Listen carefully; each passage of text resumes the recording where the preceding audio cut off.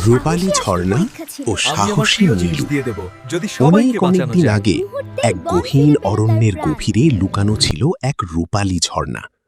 বলা হতো এই ঝর্ণার পানি যার গায়ে লাগে সে পশু পাখির ভাষা বুঝতে পারে। কিন্তু ঝর্ণাটি পাহারা দিত এক দয়ালু অথচ গম্ভীর ড্রাগন, নাম তার আগুন পাখা। নীলুর যাত্রা। সেই রাজ্যের এক সাধারণ কাঠুরের মেয়ে ছিল নীলু। নীলু খুব দয়ালু ছিল।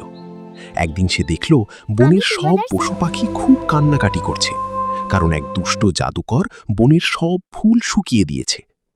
নীলু ঠিক করল সে রূপালী ঝর্ণার পানি এনে ফুলগুলোকে বাঁচাবে। ড্রাগনের পরীক্ষা। নীলু যখন ঝর্ণার সামনে পৌঁছালো, আগুন পাখা ড্রাগন তার পথ আগলে দাঁড়াল। ড্রাগন গর্জে উঠে বলল, মানুষের সন্তান, কেন এসেছো এখানে? তুমি কি জানো না এই পানি নিতে হলে নিজের সবচেয়ে প্রিয় জিনিসটি বিসর্জন দিতে হয়?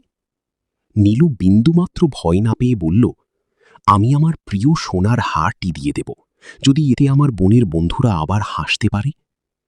অভাবনীয় পরিণতি। নীলুর নিঃস্বার্থ ভালোবাসা দেখে ড্রাগন মুগ্ধ হল।